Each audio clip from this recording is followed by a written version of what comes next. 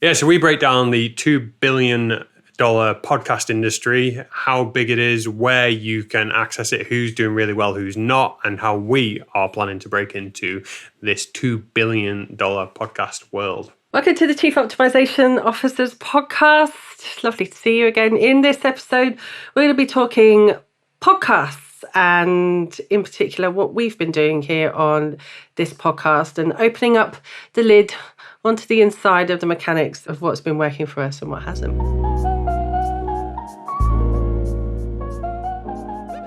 Talking about podcasts today is a good topic because especially related to pandemic stuff as well, because the podcast industry has just gone crazy. Yeah, 1.4 billion last year, $2 billion is going to be worth this year. Next year, who knows, right? I think we were quite strategic starting from the get-go as to what we wanted to get out of this, doing this podcast for ourselves and for our businesses and everything, because we tuned into kind of what was going on in the industry. And I think it'd be good to kind of talk about some of that and what's going on as well, but also just kind of cover as well ideas for what happens next.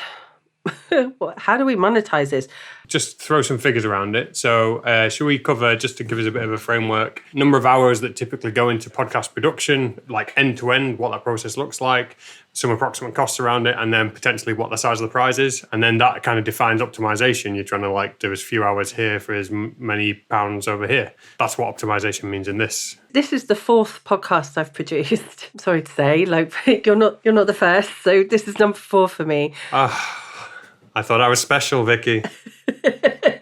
And the first podcast I ever did was my own one. So that was hard learning curve. And if anyone's listening to this thinking, yeah, I want to do my own podcast, I would highly recommend going to find Anna Parker Naples' book, Podcast with Purpose, because it's a really great inspirational book that help you kind of get started and think about your why behind doing it, because you've got to have a why. Sitting down and recording yourself talking for half an hour to an hour on your own is pretty hard work. If you're not used to doing it, you've got to write a script up front, and then you've got to write titles and decide what you want to talk about. So they're things people will actually want to sit and listen to you talk about for half an hour to an hour. And then you need to learn the tech if you're not going to employ someone else to do it. So how do you record? How do you edit?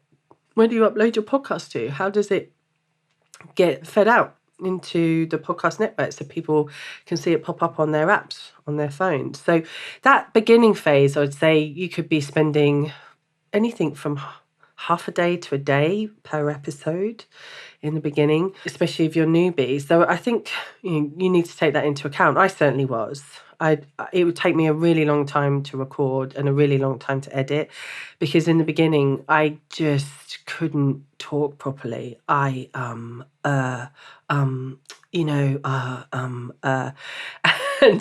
it forced me to write a script, but the scripts took a long time to write after that as well. So I think over time you can, if you optimize it, spend, I don't know, let's just talk it down by a month, right? If you want to put out one podcast episode a week, you need a title. So you need to sit and brainstorm those titles. That shouldn't just be off the cuff. That should be things that you really know your audience are going to resonate with, topics that they're going to engage with. And taking time to really brainstorm those titles, the 80-20 principle coming into play here is okay. It's okay. So I'd put at least a couple of hours every month, if not more, thinking about those. And then you've got to write the outlines for each episode. I've done the rock up and just talk option. I've done the fully writing a script option. And I've done the half-assed prepared option, which is what we're doing at the moment. But I think that works. If we scripted this, I don't think it would work. So there's these buckets, isn't there, of types of content when you look at what's successful out there.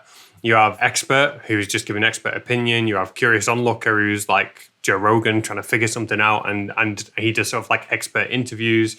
You have people that are finding new and exciting things and trying to share news, essentially. I think it comes back to what we were saying the other day. You don't start a podcast to start a podcast. Start a podcast because you've got something interesting and worthwhile to say.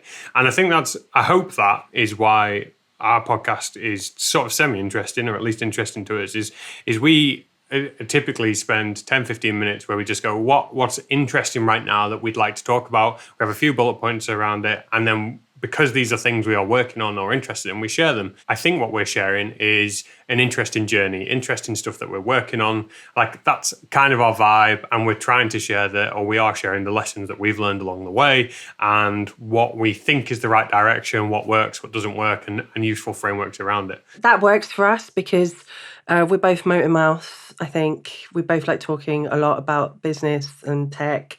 And also, as well, we want to do that on an ongoing basis, right? And I think if you are thinking about launching a podcast and it's a very specialist niche, I can't release 50 episodes, 52 episodes a year. And actually, it's going to be more useful just putting things out in series. That's also okay as well. That wouldn't suit me, though, with you.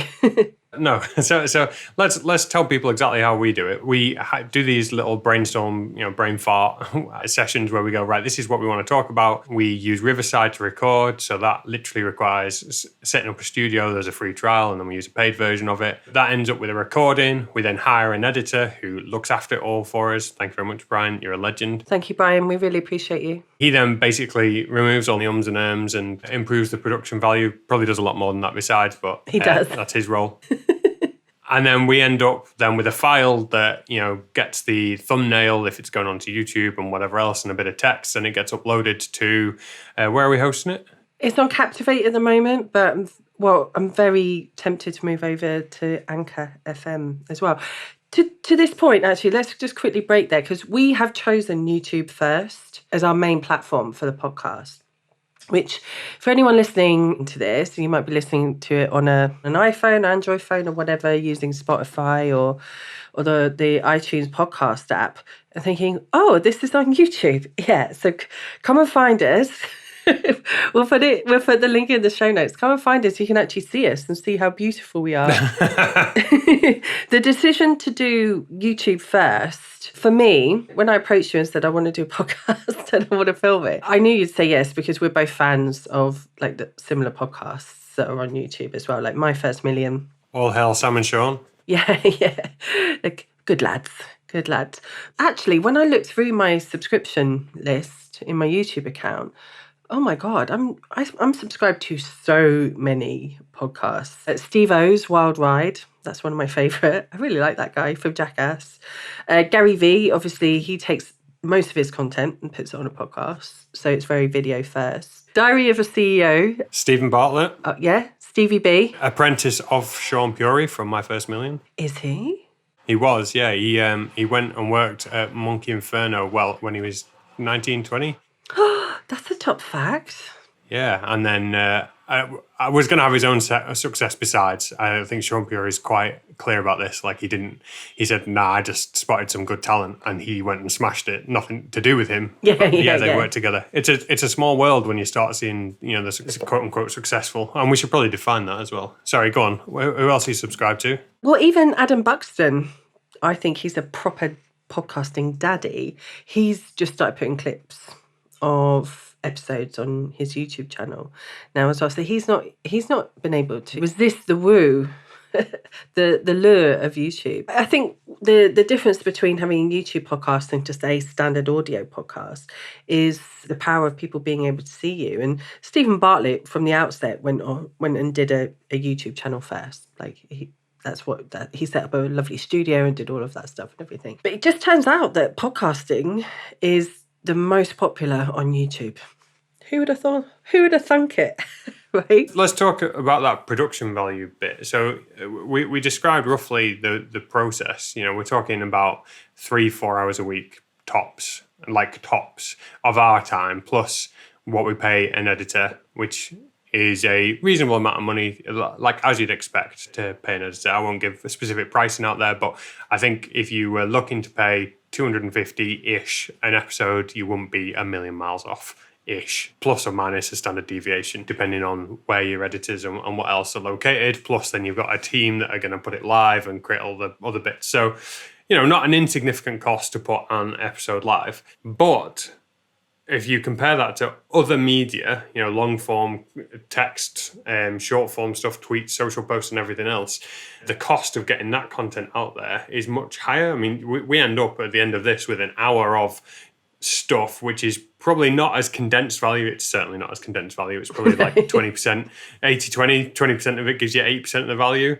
But the fact is, it's a really quick way of us getting a lot of content together that can be repurposed and reused. And we should talk about why that's useful as well. Do we want to talk about the size of the prize? I've got some figures here of, well, what does good look like then? Just to aim at something. You how big did you say the total podcasting market was worth now? A couple of billion?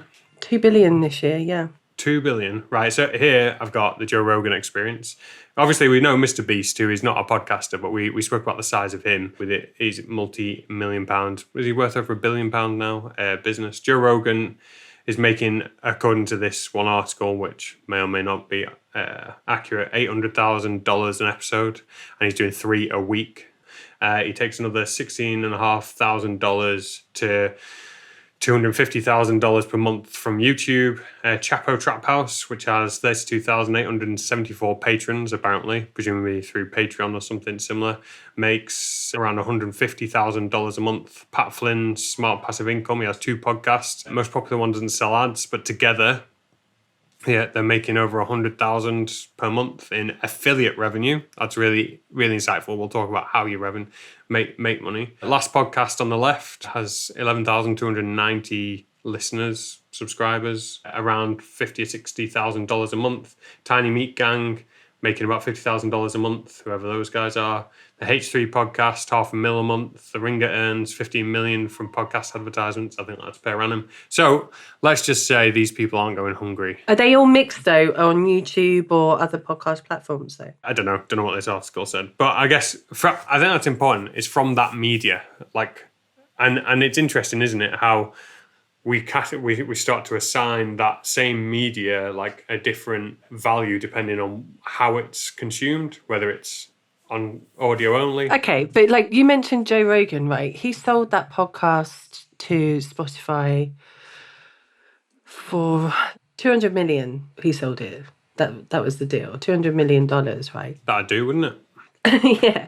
But I think the reason it was so high was because he was going to miss out on revenue by not having the podcast on YouTube. And that's just such an untapped market for business owners, I think, who seem to have an association with YouTube being for creators. It's for people who cut up things and film them in slow motion. It's for people who like vlogging. It's for people who like Mr. Beast to build crazy sets and get people to do crazy games. But actually, like the market on YouTube to be able to make money through the creator scheme is insane. I'm in this world at the moment, right, where my kids are just switching onto YouTube. They want to watch certain YouTube channels, and I supervise it, obviously, but they show me stuff, and the algorithm slowly shows them things, right?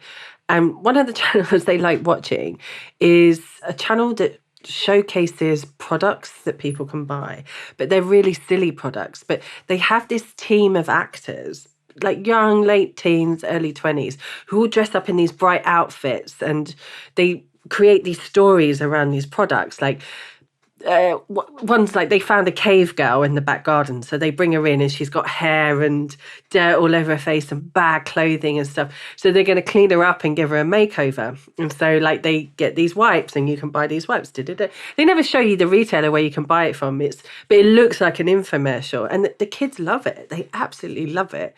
And just like diving a little bit deeper into this channel, like each of these videos is maybe getting 3-4 million views per video, and they're putting out 3 videos a week, right? So, if you can work backwards and think, okay, how much would they be making just from one video? Yeah, what's a CPM worth? 1,000 views is worth what, about $4, $4 or $5, depending on the niche? Yeah, you can make a living if every video had maybe 30,000 plus views. So what's a million getting you? So a million's 1,000? Is that 100? Yeah, 1,000. So they're getting about $400,000 for that video over time. Like potentially. Plus potentially marketing, sponsorship. All the affiliate revenue from the products. Yeah, 100%. Let's just make that super clear. Like the reason that media is useful is because you capture someone's attention and tell them about a thing, and potentially someone else who is adding value by selling that thing is going to get some sales and they make money. To be clear, that's the currency we're dealing in, is attention. Why is Joe Rogan's thing, like, why does that get attention? Why does, buying random off Amazon and messing around with it on a camera, why does that garner attention, do you think? Well, Joe Rogan gets attention because he gets really good guests, like proper exclusive type guests on there. And they want to go on there because I don't think he's very hard on his guests. He kind of lets them come on and do their thing. Like Elon Musk and Mark Zuckerberg being great examples, right? Mm-hmm, mm-hmm. So you know out of maybe every 10 guests, there's going to be like a real biggie on there, essentially. But why are they interesting? What makes that person, like, could we break down the anatomy of why we would want to watch Elon Musk? Why do I get the same draw to watching Elon Musk chat to Joe Rogan as I do from, watching some pimple popping video? Like, those two things are both getting my attention. The cat lying on its back, like laughing away as someone's tickling its belly, that gets my attention. Like, why is that? Why are these things that are completely different both engaging? I think they dial into different types of need and want in the psyche, really. Curiosity from the Elon Musk point of view. He doesn't have his own media. He doesn't come out and talk often. He'll choose what platform to come and talk about his ideas. And when he talks about his ideas, they're crazy. He could get himself in trouble. Being on the Joe Rogan podcast when he like lit up a joint is a great example of that. All that value was slashed off of the Tesla shares after that. You never know what's going to happen next.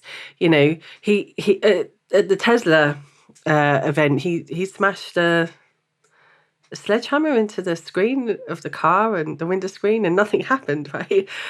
Like, just these crazy weird things happen in the world of Elon Musk. So I think it's the anticipation there. Yeah, I think so. There's a curiosity element there, but also I think from the the Dr. Pimple Popper style videos that you talked about, that's just providing a scratch to an itch that people might have. It's just like unadulterated, no thought pleasure there in kind of watching something get. Yeah, I don't know. It's just weird. It's a dopamine hit, Sam. Right. That's all it is. It's a dopamine hit, right? Just in the same way shopping is, right? So why are people going to listen to us like that? I think that's where my lens is. I'm like, okay, I want to decode the matrix over here, which is so. And let's just be really clear. Like, we're talking about the top 0.1%, and that's not exaggerating here, because I'm going to give you an example in a minute of my mate who's got a podcast which is in the 0.05% of top podcasts. It's sponsored, has been sponsored from the get-go. It's part of the HubSpot podcast network, and you'll never have heard of it. It's like the bar for success is pretty, or the success we're talking about is pretty damn high. So in my head, I'm like, how do we decode that and apply it to what we're doing? And how do we make it so that even if what we're doing isn't at this level of success, it still gets us like towards where we want to go, towards the goal? So that's why I'm asking you the question. Like, let's break down these things and then apply it to ourselves. We don't want to aim for Joe Rogan level of success.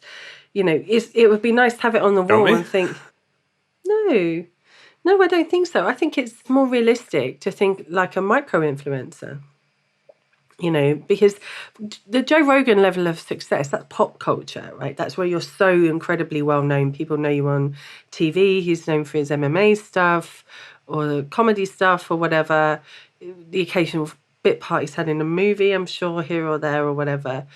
YouTube, obviously, like that's like popular culture stuff, right? But I think media is moving more into micro-influencers ruling the world. There are people you've never heard of who are absolute legends in their communities because of the things they know, right?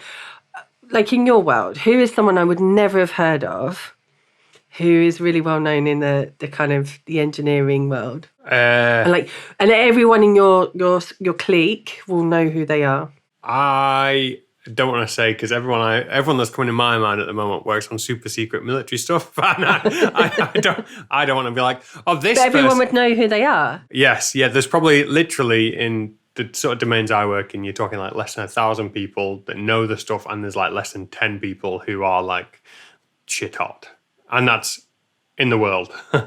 Yeah, and you can service a small group, but have incredible influence. And that is the rise of the micro-influencer. That's why anyone listening to this shouldn't be stopped from thinking, I can't do it. I'm not going to go and get at that level of those guys, because you can become really well known in your niche, right? This is really good because I think those people that have got that universal fame that we're talking about, where you're saying, oh, that's the size of the pie, they probably started as you just described. So it's not a 0 to greatness, it's a 0 to 1. This is useful. Who are we serving? Like, what and why are they going to listen to us then? So who are the 100,000, 1,000 true fans, as Kevin Kelly would say, that we want to help, and why are they going to listen? How are we going to help them specifically? I'm sorry I'm putting you on the spot here. Like, come on, Vicky.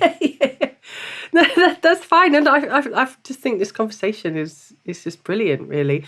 Well, I think to get the answer, let's look at Dream. Do you know who Dream is? No, you won't. Dream. Is in the bed, Dream mattresses? No? Absolute massive YouTuber. I got like 4 or 5 million followers. Not as big, maybe, as Mr. Beast or PewDiePie, or I can't even say his name anymore. Minecraft. Yeah, he's absolutely massive in the Minecraft world. So Minecraft is a massive market. Yeah, now it is. Relatively, but it's still, okay, so it's niche. Yeah. And which segment of the market are they helping? 31 million subscribers. Oh, okay, so he's got 31 million. I thought it was 5. Okay, that's insane. Okay, so that's just taking it up to the next level. 115 million views on this top video. So based on the figures we were just talking about, 100 million, so that's 10,000. Is that right? I love it when you do your maths in your head. It's brilliant.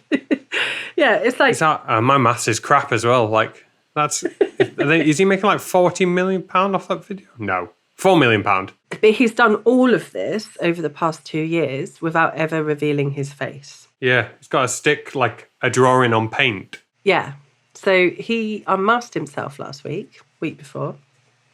So he went and did a video. Is it like a 40-year-old dude? No, he's a very good-looking young man who, is clearly a great creator, really interested in this world. And he went to the next step, right?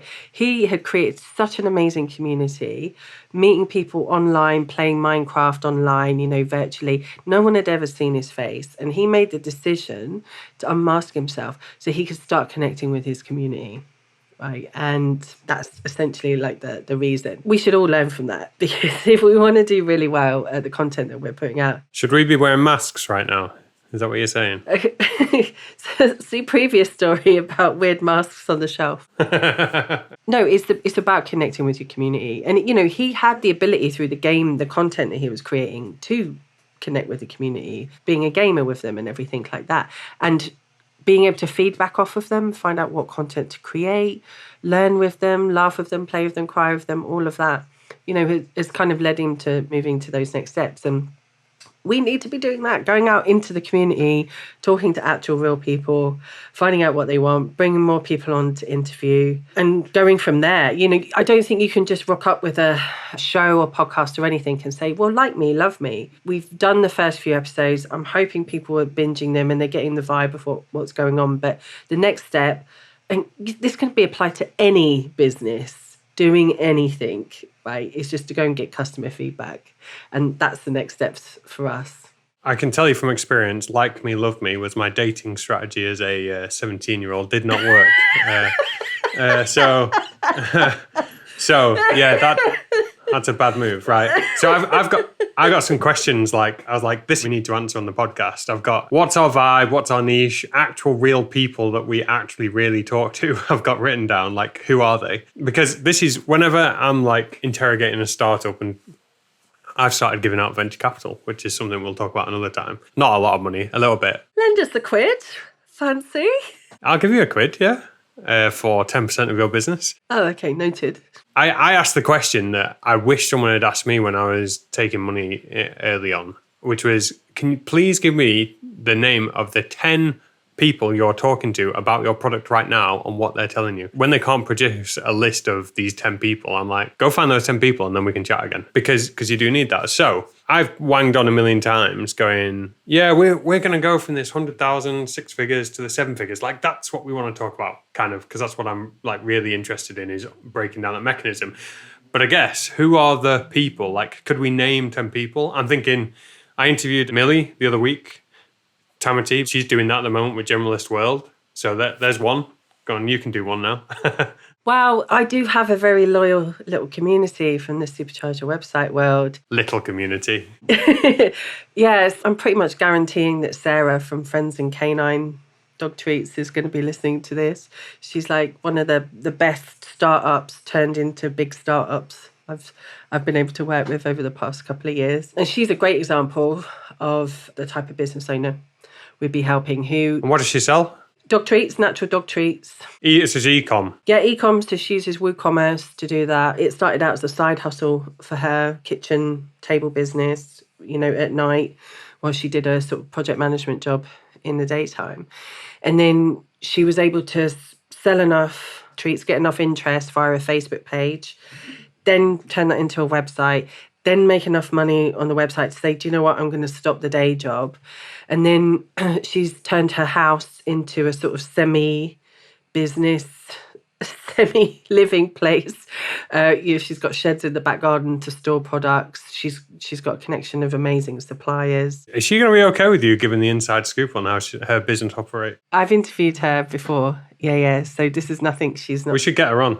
Yeah, it's nothing we've not spoken about before. But she's at this place now, when we last spoke about a year ago, where she doesn't want to grow massively. She's quite happy at lifestyle business. A certain level. Yeah, absolutely. But how does she get more out of what she's doing? And someone like her listening to this could probably learn a lot from the optimization stuff that we're talking about. But might get interested, sorry, Sarah, if you're listening to this, to maybe push it out to the next level, because I'm constantly banging on at her about that. So yeah, and delegate. So this is interesting because I'm in a business group that's all blokes, and I'm saying that because it's just a group of mates that have kind of invited other blokey mates, and that's the vibe. Because as you were talking, then I was thinking, do you know what? I was going to say a really controversial statement, women are better at business in so many regards because typically. This is such a sexist thing to say. I'm not being sexist, but we'll listen and we'll engage and we'll figure out what needs to be done. Whereas blokes are smart asses typically and know it all. I'm massively stereotyping, but that's my experience of the clientele I've worked with is that blokes are harder to work with typically, whereas women will learn. I'm digging myself a hole here, aren't I? But then I'm thinking about these people that you mentioned. Well, Sarah that you mentioned, Millie, okay, yeah, growing these businesses, lifestyle, and they go, but I've seen the same problems in this blokey WhatsApp group that I'm in that we meet every couple of weeks. We're all in the same space where crucial to the operations of our business. And ultimately, we're trying to find that second in command, that person we can offload to. And that's exactly the conversation actually Wednesday night this week we were having, whereas one of the fellas is got a life-changing contract, the make or break contract on the go, is having a few operational issues and he's like, it's all me. And I need to find someone to help here because otherwise, if I'm sick, if I go on holiday, he's on holiday, he's I don't know if this is okay. So after my unnecessary wondering whether it was related to what sex you are deviation, I think that's one of the key problems we're talking about solving is replacing yourself in your business or building a business that doesn't need you. Yeah, it's one of the bigger ones. I think as well. It's definitely something I just see again and again at my level when I'm mixing with the people at my level in various groups and masterminds and stuff over the past couple of years. So yeah, I'm hoping we'll be able to find those people because we know them, because we are them, and that for me, compared to perhaps previous podcasts that I've produced or been part of, I'm going to be taking these episodes out and giving them to people, sending direct links, saying, I think this might be really useful. Let me know what you think. Can we break down let's do the Alex Hormozy thing that we discussed last episode. What are the 50 or 100 problems and then how are we going to solve them that these types of people have? We did 2 of them, replacing yourself in your business or starting a business that doesn't need you. Off the top of our head, what are the biggest problems that we see in these types of businesses? In my world, because I'm the marketing one and you're the engineering one, right? So in my world, one of the biggest problems I see is in marketing in particular is making that business owners deciding to make that step to scaling their marketing through advertising. What are the problems with that? Well, it's a cash flow thing, so they don't want to invest because they can't see the ROI. But then, weirdly, they're really happy spending 10 hours a week posting posts on Facebook, right? So it's just a bit baffling why the perception of time and the cost of ads is perceived like very differently. And I know we've talked about that a little bit, like that perception of value. And that's just what, from an advertising marketing point of view, just what I run into again and again, is business owners deciding what the value of something is. Will you sell 10 of your £2 product, or will you create 10 lifetime customers where you'll be able to sell £1,000 to £2,000 to them over the years? Like that's the thinking that business owners need to get into. And I think if you are starting out, especially in a new sector, in a new vertical, whatever, it's hard to see the 20,000-foot view of that. I want to come back to that finance thing, but I just want to probe like one layer deeper, just scratch away at this a little bit more. Like we said last week when we were talking about the Alex Hormozy offer, like offer's so good that you feel stupid saying no. So what is the objection that people have to spending on their marketing? It's out of their control. It's the risk, isn't it? Yeah, it's risk. It's out of their control. It's the risk that it might not work. They have to trust people who don't necessarily work in their business, or invest in people and employ them, and then there's a risk there because you're looking at previous results, but you don't quite know if they're going to deliver for your business. Yeah, I just think it's a lack of control. This is awesome because the first thing I wrote down when I was thinking, what do you write down? Vicky's going to ask me in a minute, like in engineering, in your sort of world, what's the biggest problem? And the first thing I wrote down was financing large projects, because the sort of projects I work on, they typically 6-12 months, and it's a team, and you're a lot of money, and you usually have to get external finance. And it's the same issue. It's like, it might not work when we're done, or it might only work a little bit and we might not get our money back. And that's ultimately like the big risk. And what I also wrote down was, this is the difference between like being a freelancer or a contractor versus being a business owner. A business owner, it's not like all that money is assigned and going out. It's like, no, a portion of that has to be assigned to, I'm going to call them experiments, just to get an answer. Like you've got to assign a portion of money to just risk and saying, yeah, that money's gone and we might not get anything back from it. Or we might only just get back an answer, which is that's a bad idea. And you need to accept that like a portion of your money is going to go on bad ideas if you're going to grow your business. Like a lot of it is, we say like, why are contractors and consultants worth the money? It's because they know how to read the map. But at the same time, all they can really say is, well, this is the general direction, but we can't guarantee there won't be traffic lights or floods or landslides along the way. Like you're still going to have to pay for fuel in the car to get there. Like we can tell you the directions though. Yeah, I think that's just such good insight there. And it just keeps coming back to what we were saying when we first kicked this podcast off in one of the first couple of episodes, which is you've got to test, you've got to be brave enough to go and test. I think you've got to have the foresight to know when something's not working, or be able to keep giving something a go without losing your nerve. With the reviews that we do and the businesses that we talk about, I feel like that's just a theme in this podcast that we can keep coming back to over potentially hundreds of episodes. Right? There's always businesses out there who are doing things that we can comment on. And I think once we get out of the weeds of like, what is optimization and how does it work for us? And we'll be in the content in this podcast will probably be twofold. It'll be what's going on in our personal businesses that we're doing to optimize stuff, and then what's going on in other people's businesses, whether they're well known or whether they're people who, like Sarah, who are listening to this. Yeah, definitely. As we resolve or talk about these problems that other people have, we can turn that into solutions. So we can start to say, like if delegating is the problem that you're facing, well, how to finance your virtual team or how to finance your virtual assistant to, because if cash flow is the problem, like that sounds like the answer we want to give is we want to say, okay, well, here you don't have to pay for it all at once. So we got growing your remote team. Cash flow is a big one. Cash flow for growth sounds like a big one. Risk for growth. Like how do you manage risk? There's so many good topics to come out. And I want to talk about teams and the human element as well, because that's really on my mind at the moment. Obviously, I was talking about how I've been becoming a better delegator. Since that episode, actually, things have taken a good turning in my business. So I probably will come back and talk about that. But that's going to be really important, I think, to focus on as well.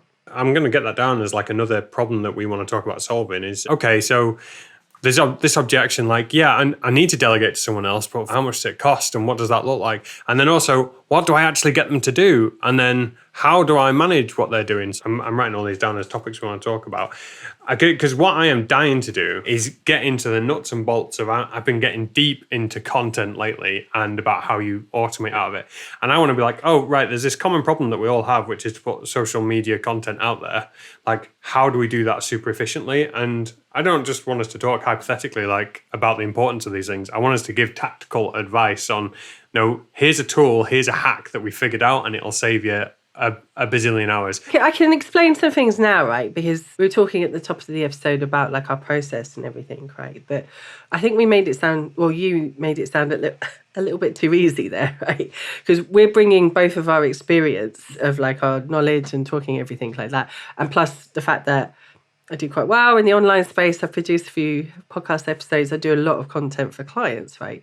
So to your point, we rock up, we have our ideas, we sit down on Riverside like this and we record them. And then they go off to our brilliant editor who edits them. After that, we get the episodes back and we go through, do a review. I listen to mine on double speed. I don't know what you do if you listen to them, but just listen in case there's anything a bit odd that we might need to cut out. And then I write my notes up and I take my notes and I put them into Jasper.ai and I get Jasper to help me rewrite my notes into something that's a little bit more optimized for YouTube, because it's an AI writing tool and it's got a recipe in there for YouTube headlines, YouTube descriptions, YouTube scripts. I'm sure there's more as well. I'm the type of writer where I write really well, but I love prompts to get me thinking. And I think that's what Jasper's really good for. So it will output some content. Oh, I don't quite like that. I'll slightly rewrite it. And then I take the premise of the episode and put that into the titles and get Jasper to output like maybe 20 titles. And I look through them all and to see which one probably would catch someone's eye if they were scrolling in YouTube and thinking, yeah, actually, that would be really useful for me. So that saves a lot of time being able to do that. And at some point that can easily be delegated out because we'll be able to have it if this then that type recipe in terms of how one would choose a title. How important do you think that is? Because it's the 80-20 rule again, Sam. Honestly, getting the title right and the thumbnail right, every creator talks about how important this is. Even Mr. Beast was saying he was at VidCon talking about it on My First Million podcast. They have a team who put their thumbnails together and write the headlines, like a whole team. I guess what I'm trying to say is, I'm not saying that it isn't important. I'm not saying that it doesn't have an impact on how the algorithm deals with it and the potential, and that compounds over time. So like, an extra 10% interest on your savings shouldn't be overlooked. But I guess what I'm trying to drill down to is the important bit, like, is that initial investment into a savings account. Like, yeah, okay, the amount of interest you get on that is proportional to how good your thumbnail is and how good the title is. But the important bit really, like, is the investment itself, the amount that gets put into the account. And what I'm getting at is, like, us recording the episode and it being about interesting stuff is the most important bit. And it being out there is the most important bit. I'm not saying the other stuff isn't important, because where my head's at, and the reason I'm saying this and making this statement is because I was writing down these notes and I was like, what's an interesting thing to happen? And I was like, well, an interesting thing is like £1 million on fire. An interesting thing is like someone building an aeroplane. And these things are interesting, and that will trump any tactic, tool, like little optimization, I guess is like the interesting bit. You don't think so? No. Like, I'm not saying that's not important. No, okay, question. How many videos do you think are uploaded to YouTube every hour? every hour, 60 seconds, 60 minutes, 3060 every second. I reckon every second there's probably like a couple of millions, maybe tens of millions, 10 million, 360 million an hour, maybe. Guessing accurately is not the game here. 9 million videos an hour. 9 million an hour. That's a lot of videos. Yeah, that's quite a few videos, right? So there is there is a real importance in standing out in this space, especially when you look at our video. Right now, we've only just launched, as of recording this, we've only just launched the other episodes, right? But looking at the traffic sources of our videos, half of the views that we've had are from YouTube search.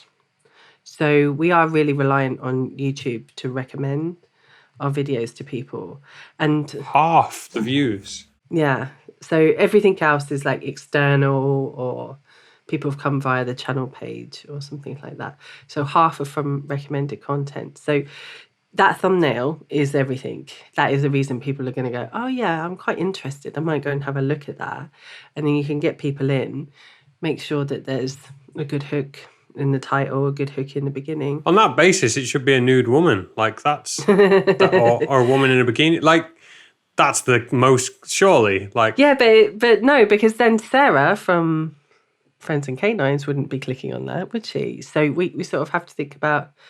I tell you what, at the moment, the thumbnail that all of the creators are doing, and we're going to do this in the thumbnail and test it out because this is what optimization is about.